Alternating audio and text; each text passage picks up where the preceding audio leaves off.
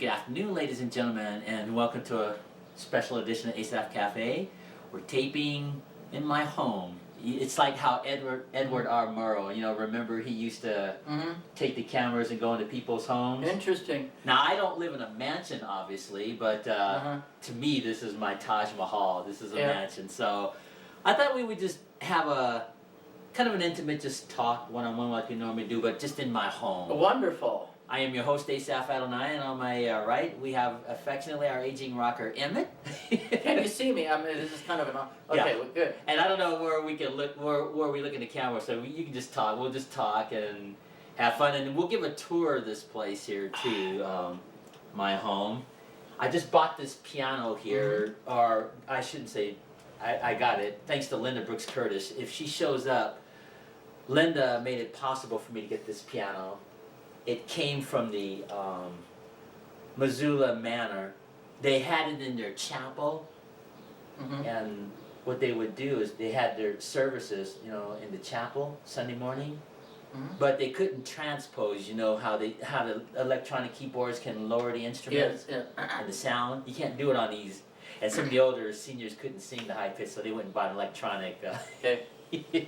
And so then this came my way.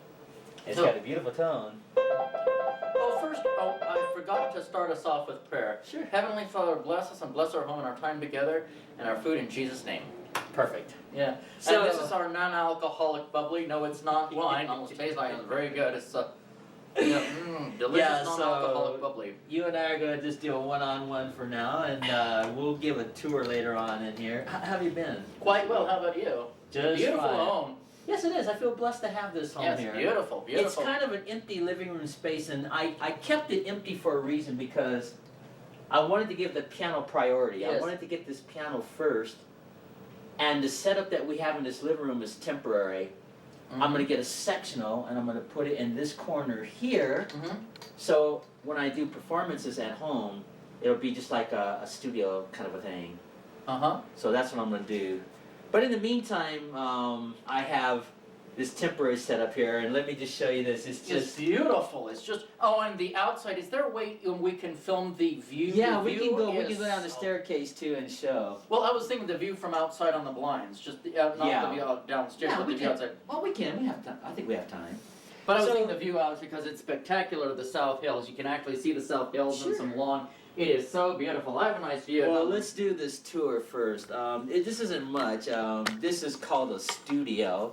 Yes, it's a studio apartment, but it is a huge. It almost, like my place. I'm surprised it's number one better, but it's a big, big studio. I remember the place that was cramped. I don't know if these shows will show up on camera, but I have a collection of VHS movies. Yes. Like in these drawers here, I have 300 VHS movies. Everything from the Three Stooges, the Disney collection, the Star Trek collection, Lucille Ball, the whole collection. And sometimes I like to just put this on in the background. The Doomsday Machine is my favorite episode. Yeah, it is. Absolutely. And of course, here's Batman here, Adam West, the original. Let's take a little tour. Yeah. I wonder, how do you keep your stuff so organized? I'm never going to reveal where my home is, but my home has a lot of VHS, but it's not a hoarder, but boy, I'll tell you, mine is a lot more cluttered, and I've tried to be more organized, but I've got a bedroom, and it's got a whole bunch of, because, I've been on my own for 30 years. Yeah, this is the kitchen space incredible. Here, and you can see I collect stuffed animals, so I have, I even cook with this moose on the stove. Is that a good idea? Yeah, it's safe there. I've been doing it for years. That's just his home there, and this is the kitchen space here. And most people have probably seen this picture. This is my mom. That's my mom. She adopted me a long time ago.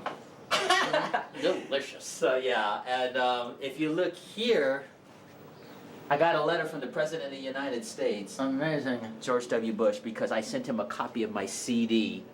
And it's real because it says right here, thank you for the copy of your CD, Lean on Me, Jeannie Marie. That's the name of the CD.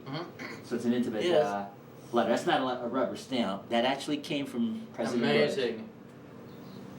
And finally, this hallway here, this is hallway space here, which leads into the bathroom here, and if you look into this closet here, this is the secret to my clothes, because I have clothes in abundance. Mm-hmm. And if you look in those cabinets there, open that cabinet there in front of you, Emmett. This You'll one? see, yeah.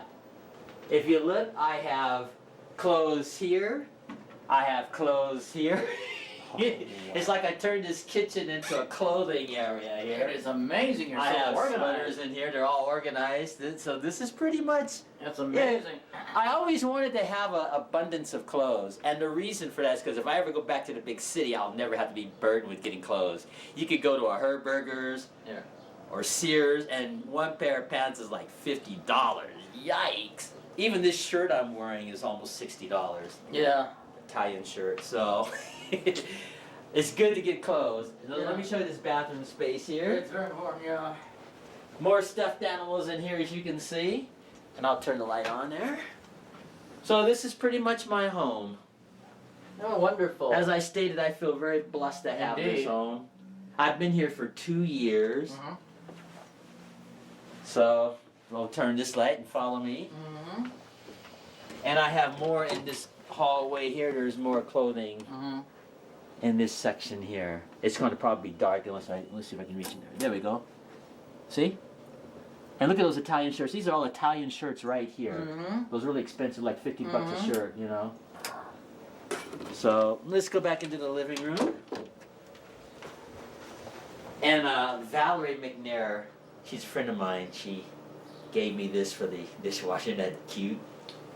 Oh, wait, the dishwasher. You haven't shown us the dishwasher. Okay, let's do that right now. I have a dishwasher in my home here.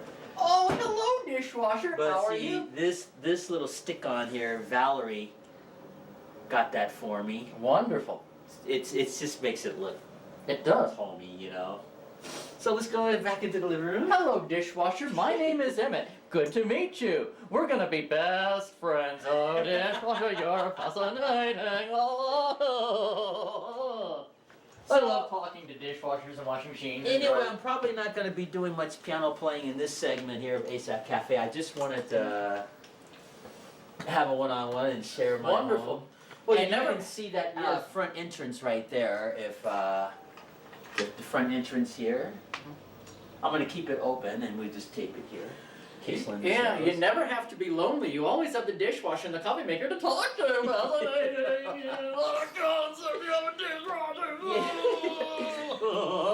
Well, there's Lee Merriweather here. She was like such a good-looking Catwoman. Yes, indeed. Well, we're dating ourselves. Yeah. This movie came out in 1965, I believe. Yeah. The original. It was called Batman the Movie. Was this before the series? Yeah. Okay, It this before was the the series. the premiere before this series. Yeah, I I'm- think the movie came out first, if I understand that correctly, and then the television series with. Was it on Adam the movie? West. Was the movie on TV or was it in the movie theater and then the series? You know. I don't know. I was too young at that time, but I assumed that they might have had it. Yeah, it's a pilot or something. You know, just. Yeah. Let me get this cover here. See, when we're talking about movies, now this is the movie. I don't know if it'll show on camera. That's the movie. And see, the reason I collect these movies, you know, Blu-ray and DVD, they're so much more clearer than Mhm. these movies. But I decided to collect these just for fun. I have 300 of these movies in Mhm. my collection there. I have the Lucy Show. Mm-hmm. I have the Muhammad Ali fight when he Oh. first became the champion in its entirety with all the narrating. I'm the greatest. Yeah, yeah. So I have that entire Sonny Liston Muhammad Ali fight. I have the original Green Hornet. Mm-hmm. They had what was called serials at that time, Yes. and there were I have 13 VHS movies, and each one was like the original movie theater. They were called serials. Mm-hmm. So I have the entire Green Hornet collection. I have, oh my goodness, all kinds of movies. The Dean Martin Show. I have the Joy Luck Club, which is one of my favorites. Mm-hmm. But my all-time favorite film is My Big Fat Greek Wedding. Mm-hmm. You see, I have a few DVDs here. There it is. Oh, yes. Advertising. Wonderful. This is my personal favorite film of all time. It may not be an award-winning film necessarily, as far as like a Paul Newman movie, But this is just such a happy film. Mm-hmm. Basically, the synopsis of this movie, Tula and Ian meet and they come from two different cultures, so they have to deal with their culture differences and their family differences and things like that. And they go on to get married, so I just thought that's a really happy, Definitely, wonderful film, definitely. you know, just really happy. So, this is it. This is how I live. Fascinating. Now, another reason why I collect these movies, they come in handy when I'm practicing the piano. Uh-huh. Because, you know, practicing is very dull. Mm-hmm. I mean, practicing a piano or any instrument is the most dull thing in the world. I used to take piano lessons. So what I remember, do, yeah. when I show these television movies here Yeah. with the sound down, I'll Mhm. put on a movie like My Big Fat Greek Wedding or this Batman film. Mhm. And then when I'm sitting in front of the piano playing, by the time the movie's over, I've got 2 hours practice in. That's what makes practice a little bit more interesting to me, a little bit Yes. more fun. Yeah. So like the way, I'm not gonna physically play, you can sit. Uh-huh. Like when you're practicing, I might be doing some stuff in slow motion Mhm. anyway. You know, like some finger exercises. You know, just the same old stuff, you know. Mm-hmm. Now you notice I'm not even looking at the keyboards and I can do it, see? Yes. You know, just stuff like that. You know, Yeah. just scales in all keys. Yep. And then of course if you're practicing a song, I'll do a piece of it here. Like let's say, let's take the Rachmaninoff Prelude in C sharp Mhm. minor. I might do something like this. Do it in chord form. See how slow? Yes. You know, something like that. Mm-hmm. Or really slow, see? I'm sorry.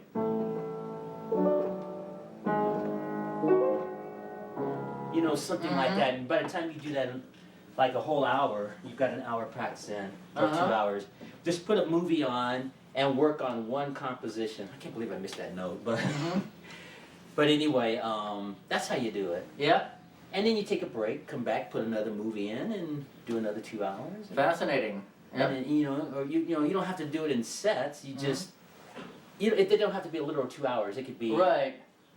Oh, I thought someone was coming. It could be It like might even be. 20 minutes, a half hour, whatever, and you just you do it in sections throughout the course of the day. Mm-hmm. And at the end of the day, you accumulate your hours. Mhm. That's the best way to practice.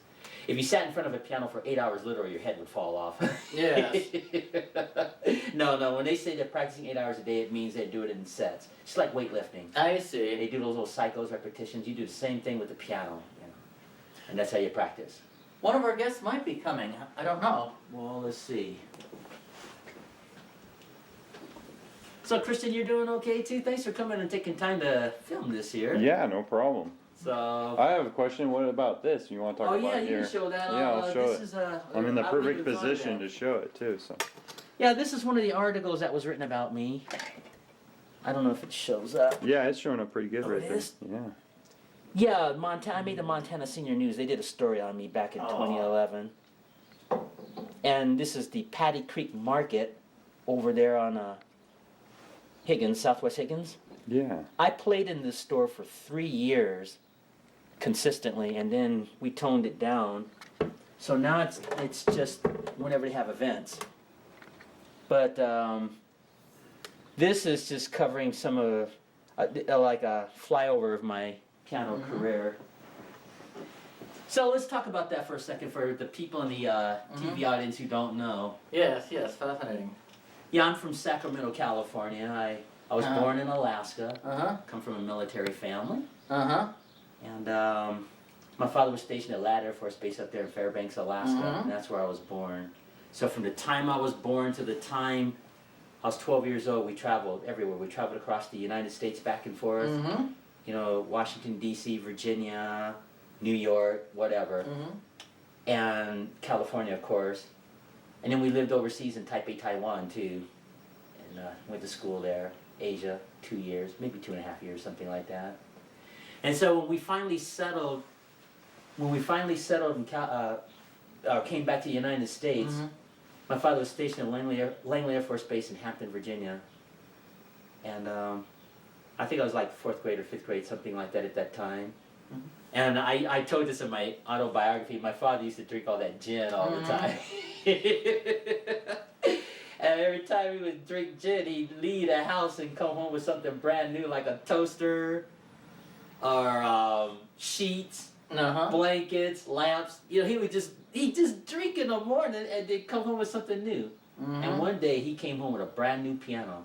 I was in the 4th grade when we lived in Virginia, and that's how this whole piano thing started for me. He did, and my mom had a fit. Oh my goodness. She started crying. And she's like, "What are we gonna do with this piano?" I had to take the clean version because it was a family show. And my mom was too poor. I'm talking about my birth mom, not my mom. Yes. So she was too poor to have the piano taken back, and I don't even think my father remembered he bought the piano. So it became part of our family. This was in that high rise over there at Langley Air Force Base, and we had this brand new, spanking brand new piano in our home. And so I used to mess around with it for a little bit. And then when my father got sent to California, we took the piano with us, and then when we got to California, I started getting formal training.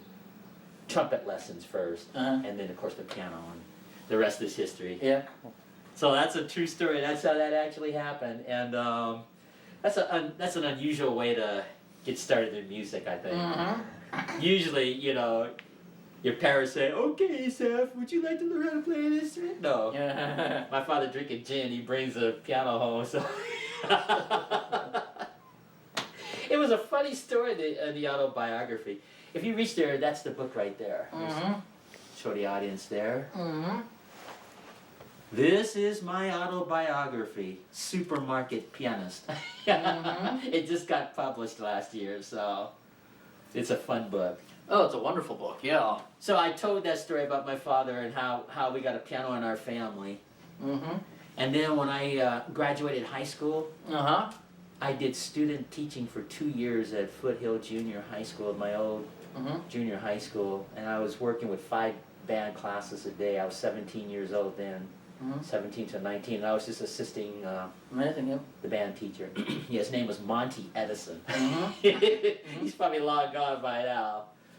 So that was a fun treat. And then I got a scholarship for the San Francisco Conservatory when I was 19.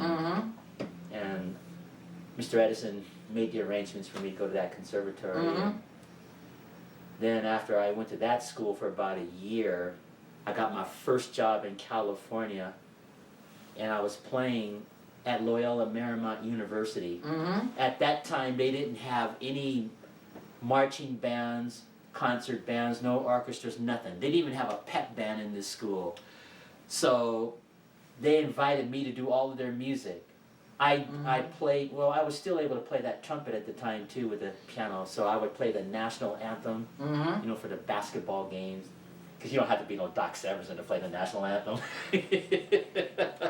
So I was at least able to play well enough to do that, and just do some like TV show theme songs and stuff, when somebody makes 3-point hook shot, or a charge or something, a little bugle call, you know, those kind of things.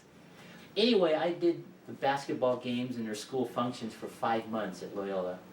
And Father Don Merrifield, he was the chancellor at that time, he gave me free room and board eventually for my services. And there was a student there named Deetra Cannon. She's known as Deke now, one of my best friends. She lives in Texas with her husband these days. And she was friends with Little Richard's manager, who was Bumps Blackwell. And she set up a meeting for me to meet him. She's like, "Bumps, you gotta hear this young man from Sacramento, this trumpeter, this pianist, you know, kind of thing." And she just gave me a good recommendation. And I had a meeting, there was a meeting that was set up. I went to Bumps' home at that time, and he listened to me play. And I just continued my work at Loyola, and then eventually I went home. Bumps called my parents, and my parents knew who he was because he was so well known. I mean, this is a man that worked with Herb Alpert, Sonny Bono, Ray Charles, Quincy Jones, just the list goes on. And so he called my parents and said, "Yes, I want to take your son Asaph, put him under my wing and teach him music and train him." And my mom was reluctant at first, because you know, there's a lot of bad things that go on in Hollywood in those years. And he just kept persisting, he kept calling my parents, and because I was only, about 20 at that time. I wasn't even 21 yet. Because I only went to the conservatory for a year, and I only worked at Loyola for like 5 or 6 months, and then I went back home.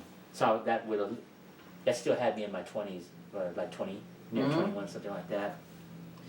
And so Bumps convinced my mom, and next thing you know, I'm on a Greyhound bus to Los Angeles. Boom! I went straight to work with Bumps. He started teaching me arranging, writing, performing, all the things related to show business and stuff. And I studied with him for 3 years. I lived with Bumps Blackwell. I was lucky enough to get, that. It's like that movie, The Karate Kid. Yes, yes. Sandy Floor. Remember Ralph Macchio's character was getting those kung fu lessons, one-on-one training? Well, I got one-on-one training with Bumps, which made up for the conservatory because I didn't get to finish the conservatory. But I enjoyed being there. And he passed away after 3, maybe 4 years after that train. Well, I trained for 3 years, and about a year later he passed on. And he was preparing me. He was going to be my agent and so on. And my life would have went another direction had he not passed away, obviously. But I studied so much under him that I went to Las Vegas. I think I was like 24 at that time. I landed my first job in Vegas with Pat Guidry and the High Rollers. And this is a man that had sang on the main strip with Tom Jones. He performed at the Riviera, the Aladdin, and he was playing at the Marina Hotel at that time, and I got to play with him, and he gave me one of my first early professional music jobs. No, wonderful. Pat Guidry, so I have to thank him. And I'm still in touch with all these people after all these years. And I played in Vegas for quite some time, and then by the time I was 31, I started playing for the Salvation Army and raising money for people in need. And my music took a different turn than, most people. Because instead of, making money for yourself, which I was still performing, I was also performing for the Salvation Army. That turned into a 12-year gig. Can you believe it? I played for the Salvation Army for 12 years. Yep. It's amazing.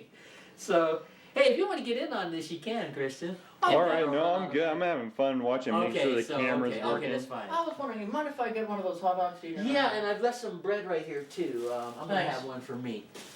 So Yeah. anyway, telling the television audience that Salvation Army turned into a 12-year gig, and I was doing my other concerts anyway. And they had the Red Kettle program where, they instead of ringing a bell, I'd be playing music, and they had a kettle in front of where I was playing music, and I raised a lot of money. And I got nominated for the California Jefferson Award for Community Service in my 5th year of playing. Oh, thanks. That was pretty cool too. I got a letter from ABC. Wow. Really, I got a letter from ABC, and they said, Asaph, you've been nominated for the California Jefferson Award for your service to the Salvation Army. And that was way cool. When I first opened that letter and saw that symbol that said ABC, I was shocked. I was like, that's pretty cool. So then when they had the nominations and so on, of course this lady from, I think the Red Cross won that year. But being nominated was pretty cool, because you can't beat the Red Cross. They smoke everybody anyway with their terrible work. And then by the time I got into my 10th year of playing for the Salvation Army, they sent me to Las Vegas. And I was playing there, and I was making like $300 to $400 a day in my Red Kettle playing music. And it was rewarding because I knew the money was going to help people. And of course you can't compare, like say Missoula to Las Vegas City, obviously. And then as the years went by, the trumpet jobs were thinning out, even though I still could play the piano. And then I made the decision to move to Montana in '96. And then I decided to stop playing the horn for good. And I focused on the piano, so that's pretty much it. And I had some fun, when I first moved to Montana. I played at the Northern Hotel for a long time. I played at O'Hara's Restaurant. I was playing the piano at this point. And I played at the Deaconess Hospital for about a year, and Yellowstone Art Museum, and just a bunch of other places that I was performing throughout Billings. And I lived there for 12 years, and then finally in 2008 I moved to Missoula. And I went on to finish my CD. In fact, I'll show my CD here. This is my piano CD. I don't know if it I don't know if it'll show up on camera or not. Can you see it? It's called Lean On Me, Jeannie Marie. And it's just a combination of classical and popular songs. Interesting. The Beethoven's Moonlight Sonata. Here's the back of the CD here. I don't know if it'll show up on camera, but that's the Doubletree Hotel. 2 weeks after I moved into my first apartment here in Missoula, I landed a job at the Doubletree Hotel. And I played there for a year or two, something like that. So I've just been blessed to be able to keep playing the piano all these years. Even though I took a sideline and took trumpet lessons for a while. And few years, number of years. Yeah. But the piano's my main instrument. Yeah. It's been good to me. I feel like God has blessed me and I have this home and so now I'm just still playing. And of course my association with the MCAT studio. Oh yeah, wonderful, yeah. We have I have that Asaph Cafe which we're taping now, and of course Music with Asaph, the Lawrence Welk show, the new Lawrence Welk show, so it's growing. And of course that show got picked up by PBS, so if I get the funding, we'll be doing the brand new Lawrence Welk show on Wonderful. PBS. So that's kind of a flyover of my entire history. I've had a blessed life musically. Wait, the premiere got picked up by PBS? It's been shown on PBS? No, it hasn't been shown yet, but it got picked up, meaning that I'll be able to do the shows weekly now. Just like Lawrence Welk did. You've gotten the funding yet, or not? No, I'm still working on the funding, but the show did get picked up. Wow, that is big news. Yeah, it got picked up by PBS, so... So if you get the funding, we can start. Wonderful. We'll start filming that brand new Lawrence Welk show. That is going to be exciting. Yeah, I've got the scripts prepared and everything, so... I feel blessed. Absolutely. And we got about 15 minutes left. But in this edition here, I'm not going to really be doing any playing on the piano. I wanted to take this here to celebrate the piano, to celebrate having a piano in my home. And eventually I'm going to work my way up from this to a baby grand I'll put in this corner, and I'll have it facing this way with the top up this way, see? What's a baby grand? It's those curved kind of pianos where the top that goes up. Yeah.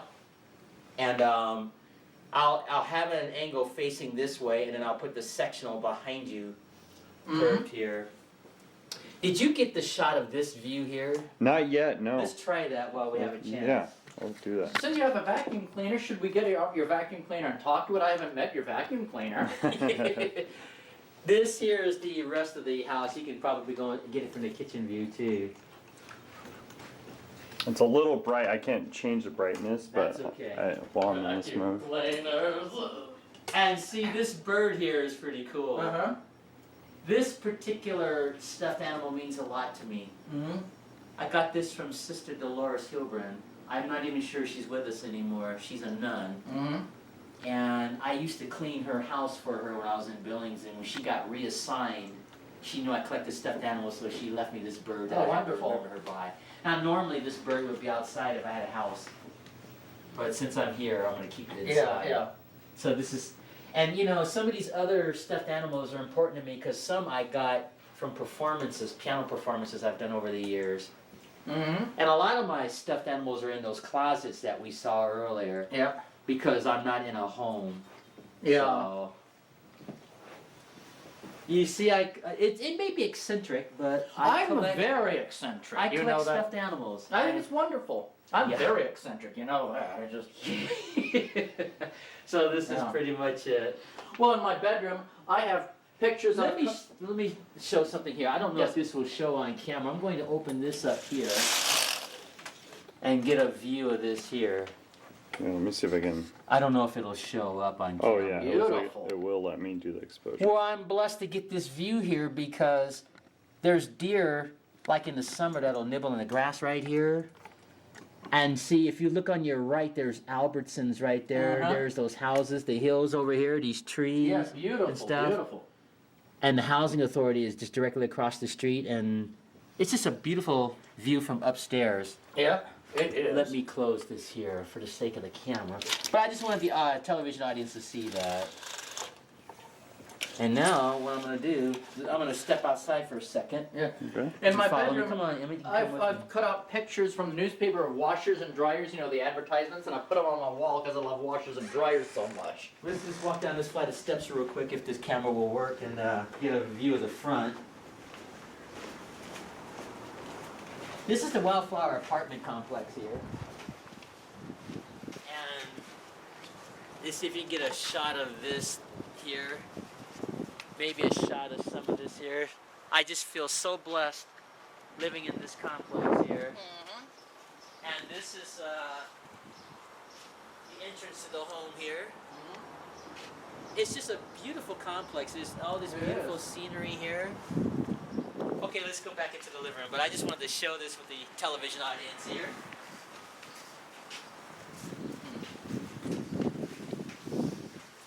I hope that shows up on camera. It did. It looks good. So you can go first and I'll follow you there. Welcome to Asaph's home. I have a little Christmas wreath on the door. You noticed?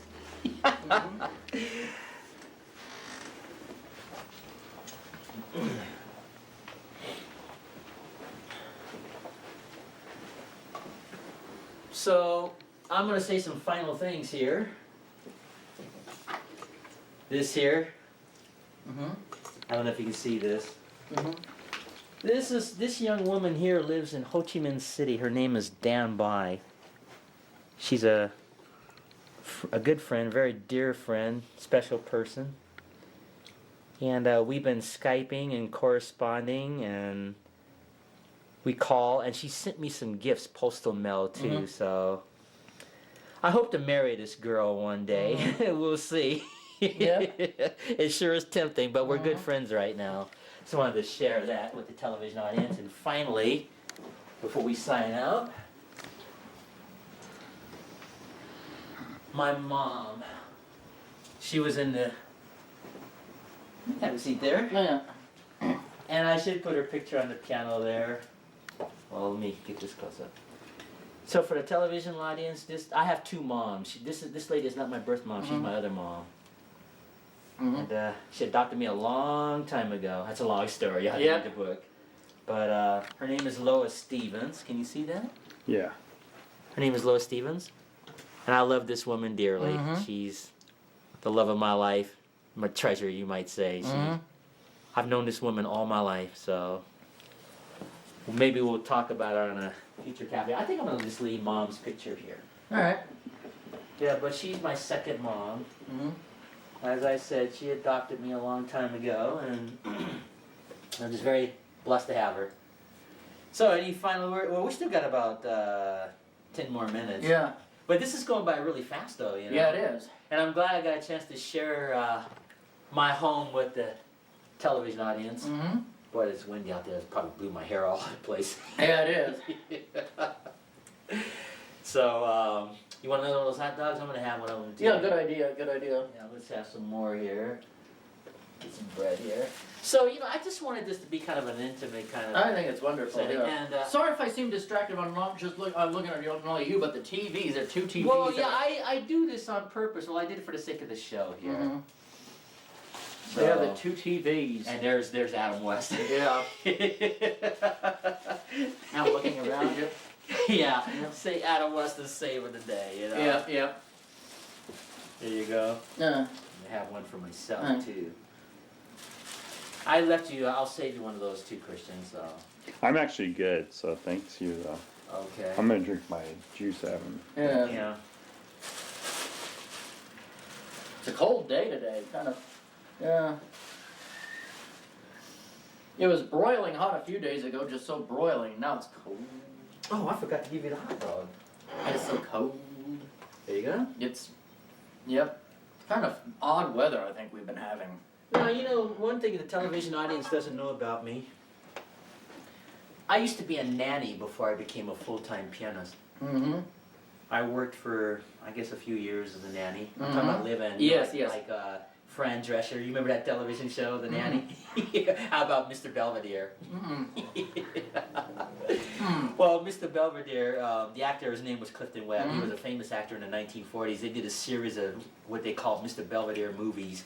And he was like this really brilliant nanny that could solve family issues. He could solve crime. He could do everything. Wow. Now, I can't do that, obviously, but I did. I worked as a nanny. And it was fun. So those were ways that I maintained myself too over the years. But now I'm focusing exclusively on the piano. And if I get blessed to launch off this Lawrence Welk show, then I'm going to focus my time on that. Stuff like that. Good hot dog. Jalapeno. I never would have thought to make it that way. Just, Are you sure you never took a cooking class?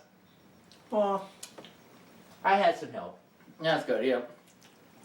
A good cook never gives away secrets. Not unless you're Julia Child. Yeah. So,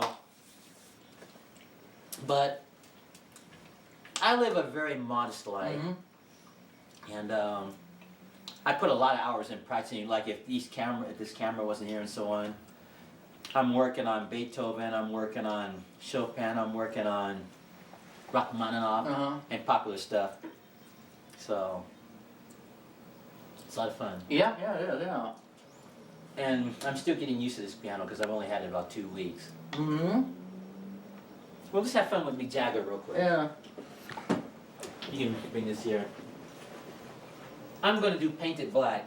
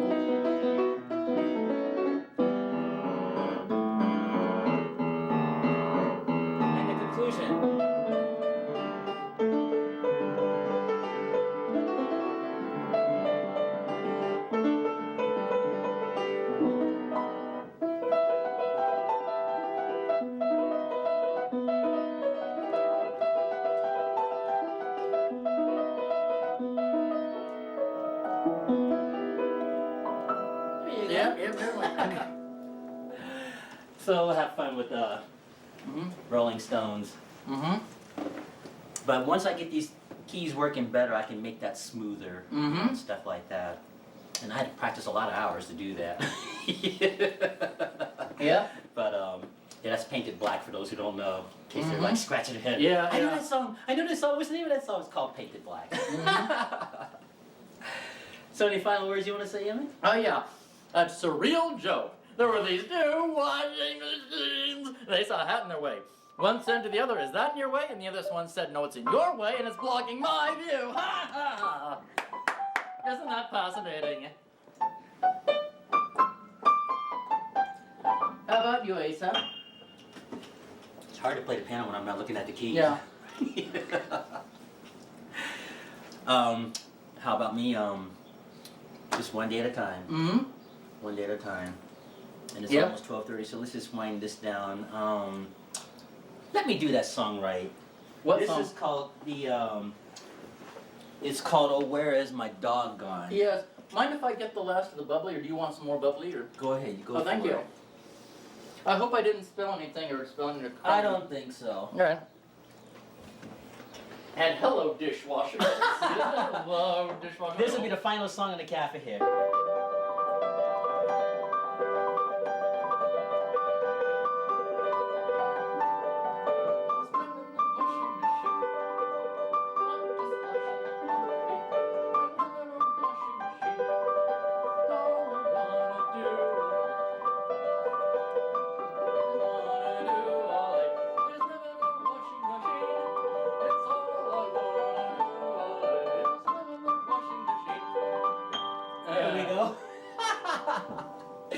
That's better.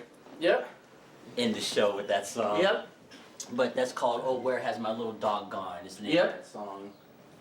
And then, of course, by the time they made the Underdog series in the 1960s, Sweet Polly Purebred would sing that song when she'd get in trouble, and an underdog would come to her rescue. So, Yep. you see, I'm dating myself, and I have the Uh-huh. Underdog collection too. Yep, cool. So, anyway, let's give some thanks real quick. I want to thank MCAT for their support doing this home version of Asaph Cafe. And I want to thank Christian Ackerman. He's filming us as we're talking. Thanks, Christian. Thank you. Congratulations on your new job out there too, teaching. Thank you. Yeah, I this young man here is a fine film director and Yep. producer and so on. And he's gonna have a wonderful future. And those kids out there, was it Corvallis, right? Right. They're gonna love you out there. Thank you. And on my immediate right, we have our aging rocker, affectionately our aging rocker, Emmett. And Linda Brooks Curtis, I guess, was unable to make it, and Teresa was supposed to be here. And I guess they must have got tied up Or Yeah, unless they they're might at MCAT waiting for us. It's a So puzzle. I'll call them, and I Yeah, told it them might that be a we were good gonna be thing, taping yeah. here, yeah. So anyway, I don't know where to look at that camera, but hold on, maybe this might be one of them real quick. Okay, Selena, hold on. I just bought this. Yeah. Cello. This is Asaph. I said cello. Yeah.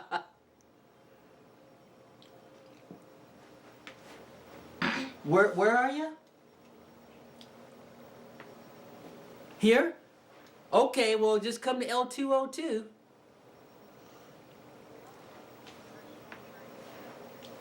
Okay, Linda. All right, Linda's on her way, and when she comes in, we'll say goodbye. We still got about 5 minutes. All right. That joke, when I answered the phone and said cello, spelled cello, Yeah. that came from Good Times. I don't know if people remember that. There was an old television show in the 70s called Good Times with Jimmy J.J. Walker. And he used to answer the phone, he go, cello. Yeah. That was such a funny show, Yeah. that Good Times. It's one of the funniest African American shows in television history, in my opinion.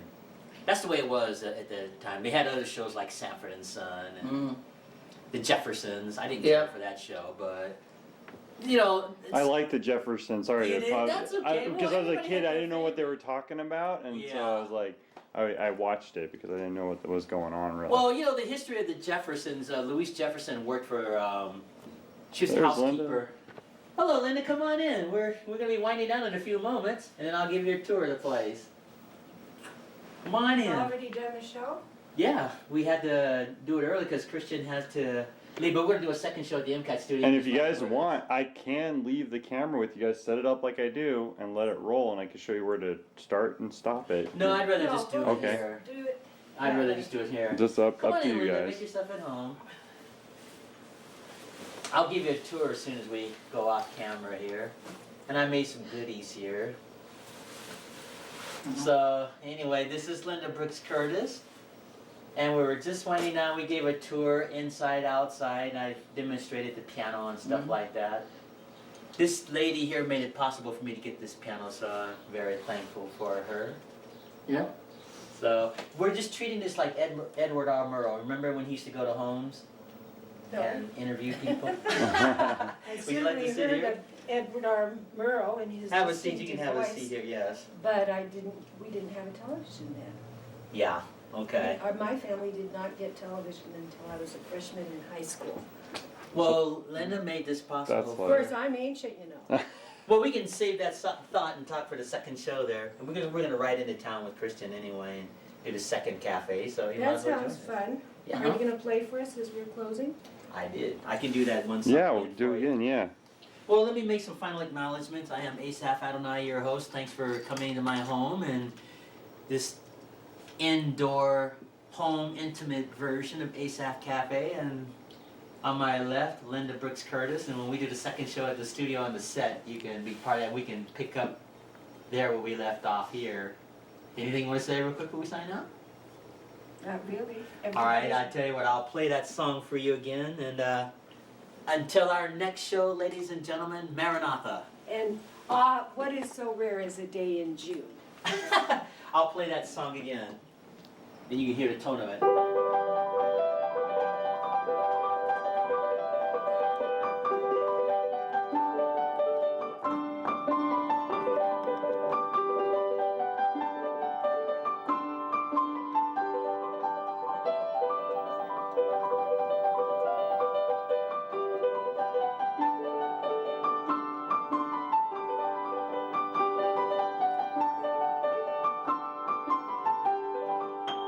There you go. Thanks, Christian, again. Maranatha, ladies and gentlemen, Maranatha.